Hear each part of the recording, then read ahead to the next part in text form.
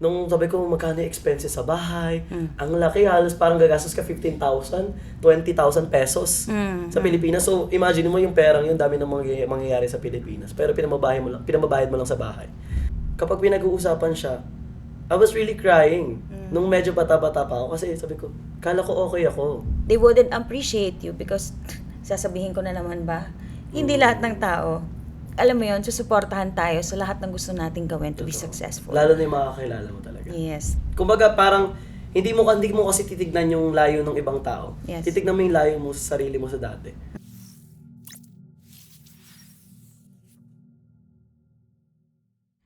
Hello everyone! Welcome na naman po sa isang episode ng The New Heroes Podcast. Today, makikilala naman natin ang the youngest influencer here in Dubai. Pakinggan naman natin ang kwento ni Red Cinco.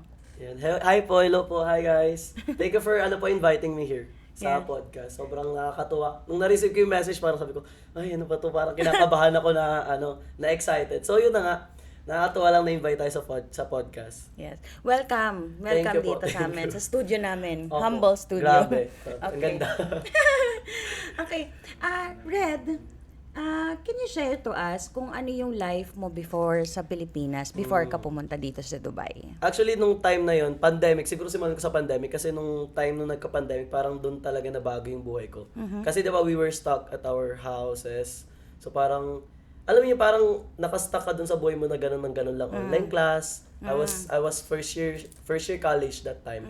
So nag-expect ako na parang, alam mo, magkaroon ka ng college life. Napupunta ka sa university, magkakaroon ka ng dorm. Kasi pangarap ko makapag-dorm ako para alam mo yun, to live life independently. Kasi I was planning to do that nung time na yun. Pero nga nagkaroon ng pandemic. So sabi ko parang, ano ba to, ganito na lang ako. So walang nangyayari. Sabi kong ganun.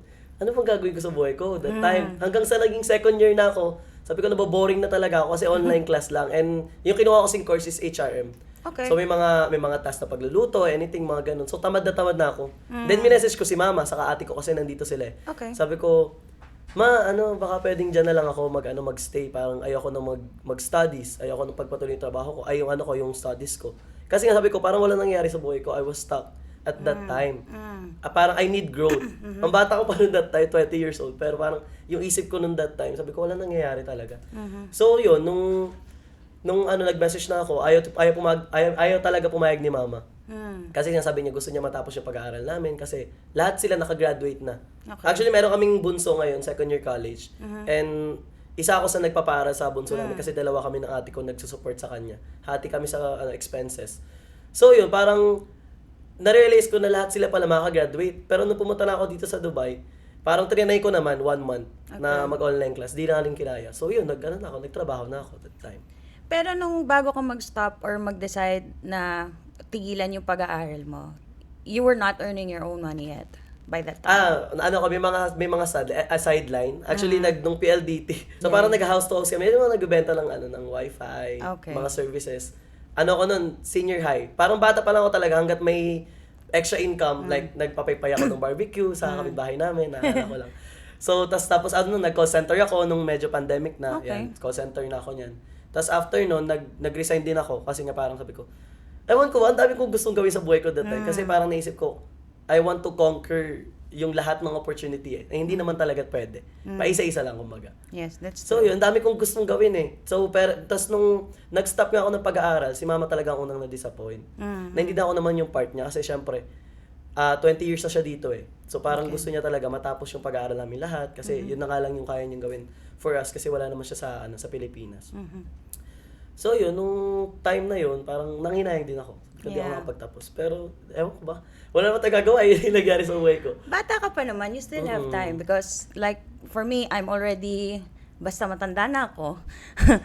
I still pursued pa rin. I took some extra classes to get my master's degree here. So you have all the opportunities to do here in Dubai. Sabi ko nga pag may time siguro. Yes. Siyempre, I will Well, if you continue really sa- want to do it, you're going to find time, di ba? So, kanina kasi na-mention mo, 20 years na dito si mama mo. So, and how old are you now? 22. 22. 20 years si mama mo. Who was with you in the Philippines when she was here? Yung papa ko po. Your papa is siya there. talagang nag-guide sa amin nung time na bata kami. Talagang lumaki kami sa tatay namin. Kaya lahat yung ugali namin, yung pagiging masunurin or paggalang sa matatanda. Alam mo, nakuha talaga namin kay Papa. Okay. But if I may ask, how is your relationship with your mother? With my mom. Actually, di ba, sobrang naman, parang pag-isipin nyo, ay, hindi siya lumaki kasama mother niya. Hindi ako nakita ng nanay ko lumaki. So, hindi ganun talaga ka-close. Nung pumunta ako dito, parang trinay na rin naman namin. Nagsama kami sa isang room. Parang naman, naramdaman ko naman na tinatry niya rin talaga to cope up sa mga nangyari, di ba? Kasi sobrang tagal namin din nagkasama. Pero kasi, that time parang hindi talaga nag-workout, sobrang dami nangyari, ang daming drama dito sa Dubai, ganyan. Sabi ko nga kanina, di ba? So parang yun, parang we decided to separate na lang din. Pero naman, dito lang din sa Riga. Makapanood yun. Di lang talaga nagkikita. Ganun. Hindi talaga mag-work. Pero nagkakamustahan naman. Parang tropa lang kayo, Ganun lang, parang ganun. Hindi ganun ka-often, pero yun nga. Siyempre, sobrang laking pasasalamat ko talaga kay Mama. Kasi if hindi dahil sa kanya, hindi talaga ako makapunta dito. If hindi rin dahil sa ate ko. Yung ate ko naman kasama ko ngayon. Okay. Parang I can say na yung ate ko is nagiging mother ko here in Dubai. So, your relationship with your siblings, okay naman? Okay naman. Okay naman Lalo with kayo. my sister, so super close talaga. Yeah, I think kasi naman, ang guidance ninyo is from father pa din ninyo. So, I think... Saka siguro dahil nasanay ako na independent that time. Yes, Kasi kahit nandun si Papa sa Pilipinas, may buhay kami na parang kami lang din. Si Papa kasi that time, sobrang busy sa trabaho, minsan di makaka-uwi.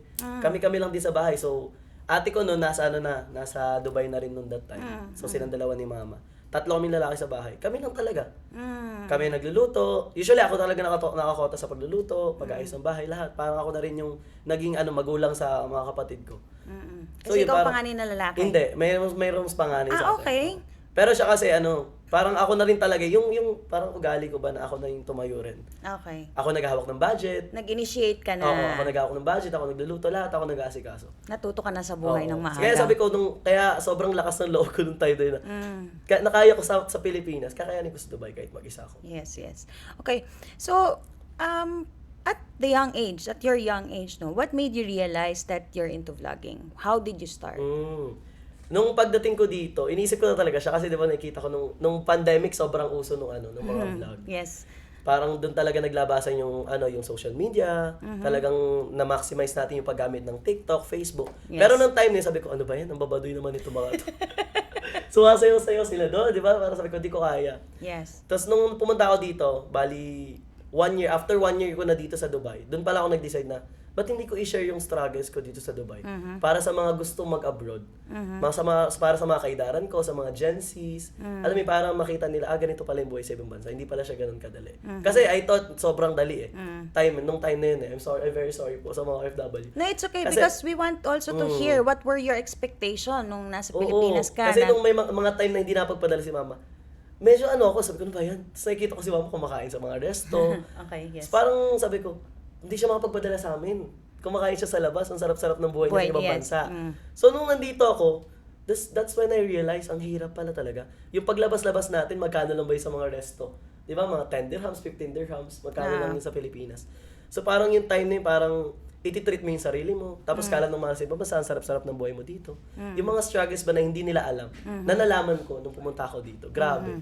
Kaya sobrang hanga sa mga OFW. Nakaka-proud kasi dati tinitignan ko lang siya sa sa labas, yung point of view ko nasa labas lang. Tapos nung pumasok ako, iba pa rin pala siya.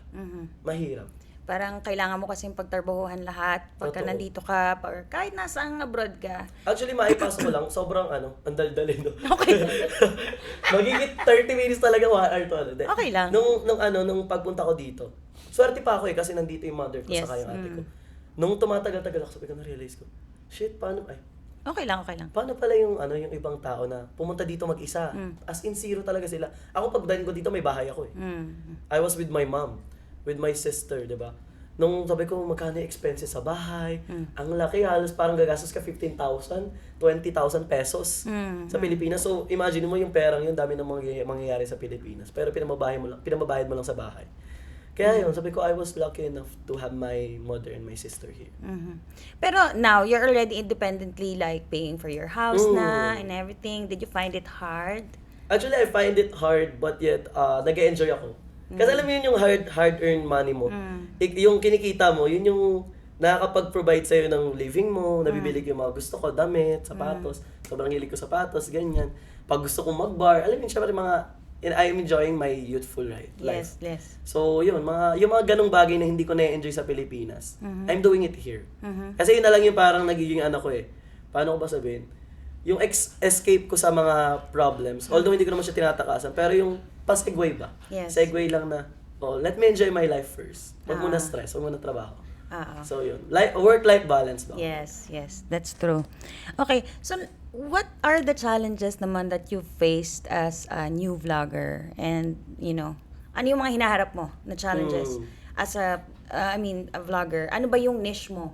Can you give us a little hint of what you share on your social media vlogging? Tapos, alam mo yun, anong mga challenges? May mga nagbabash ba sa'yo? Paano mo sila hinaharap?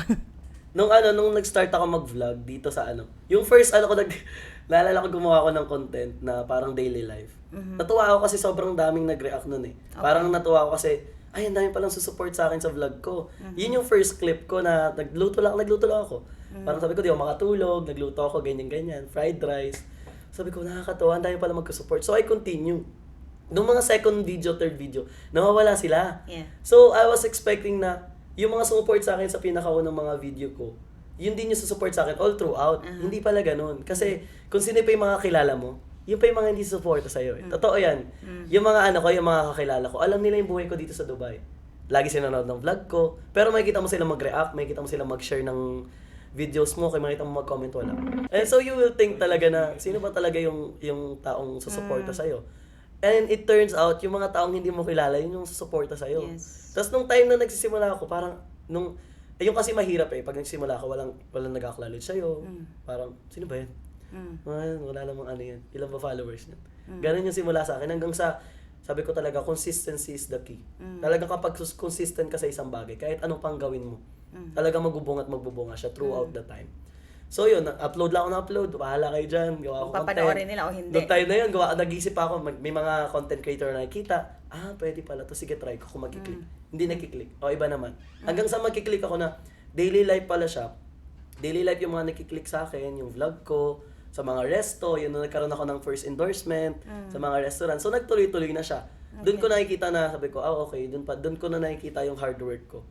As of now naman, hindi ko pa masasabi talaga sobrang sikat sa views ko. Sobrang layo ko pa talaga. Pero at least, di ba, may narating na tayo. Meron na tayong nagawang pangalan. Kahit naisingit sa Dubai, di ba? May na-establish na tayong ganun. Siyempre, may mga kumukuhang brand, kumikita na rin tayo, pa sideline, ganun. So, nakakatuwa lang din. Aside from vlogging, what are you doing here in Dubai? I mean, do you have a day job? Are you working?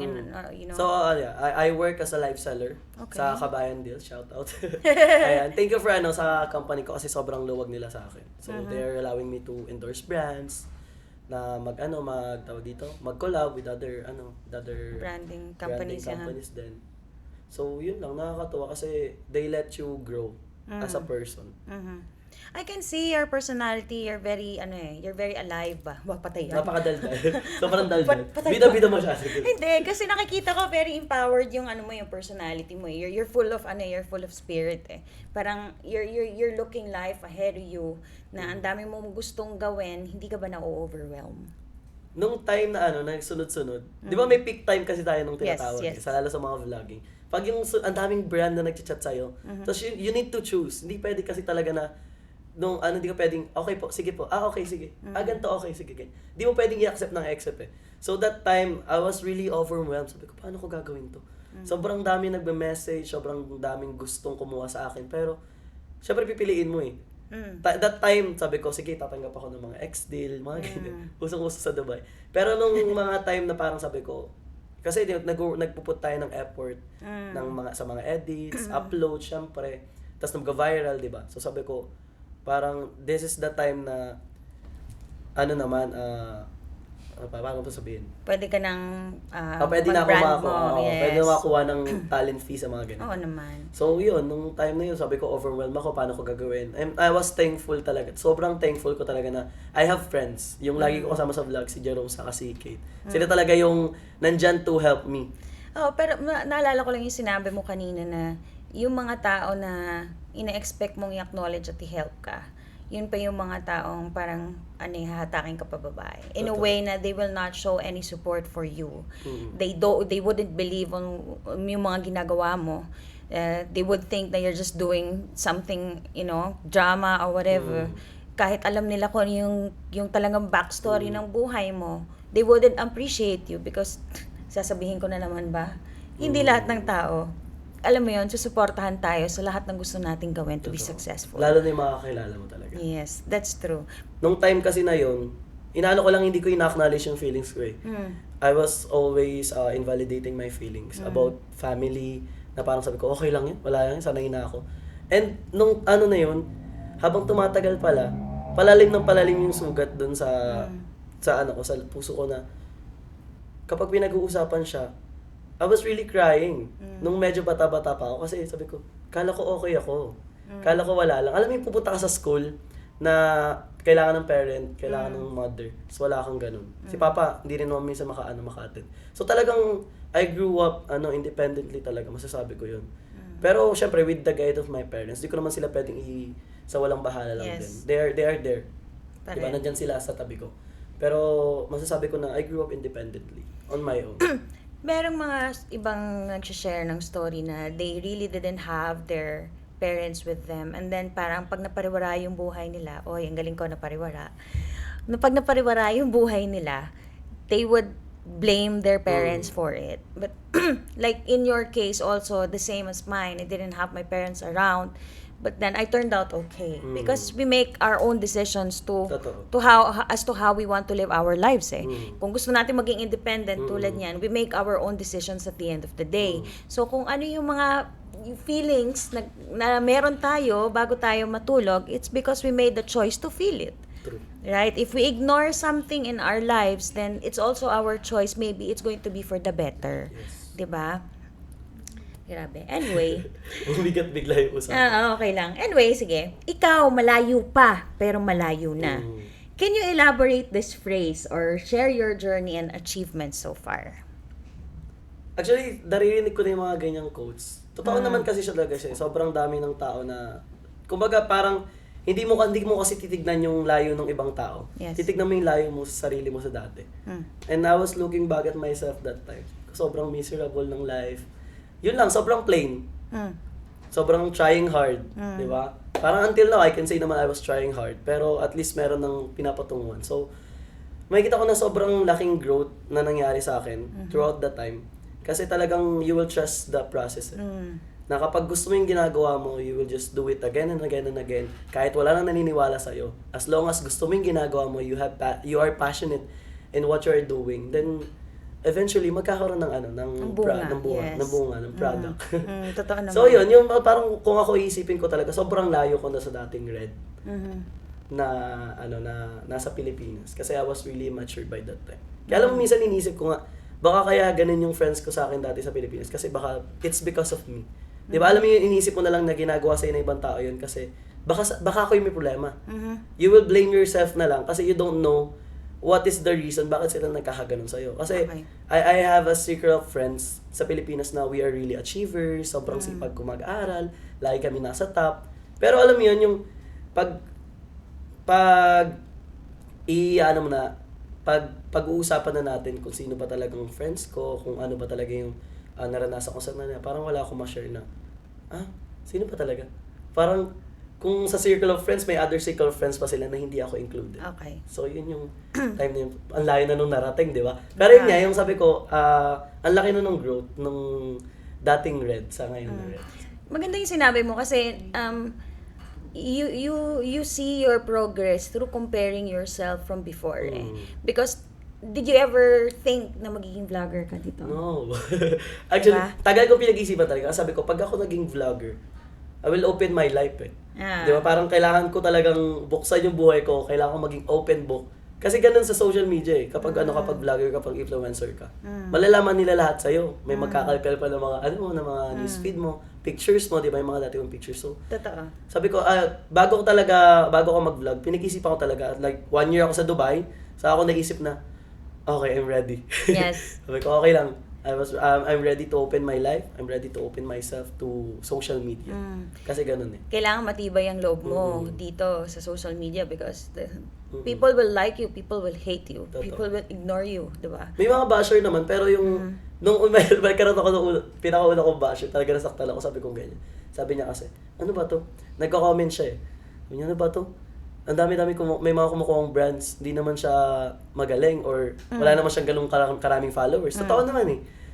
I'm just starting, lalo sa TikTok. Nung nakaraan lang ako nag-TikTok, wala talaga akong TikTok ever since. Kasi sabi ko kanina, parang baduy ng TikTok, diba? Hanggang sa naging nag-boom na siya, nung time na yun, gumawa na ako ng TikTok. So, naiintindihan ko rin yun, yung nag-comment na, bakit pa ito kinukuha ng mga brands? Ano ba nakikita nito dito? Eh, wala naman siyang followers.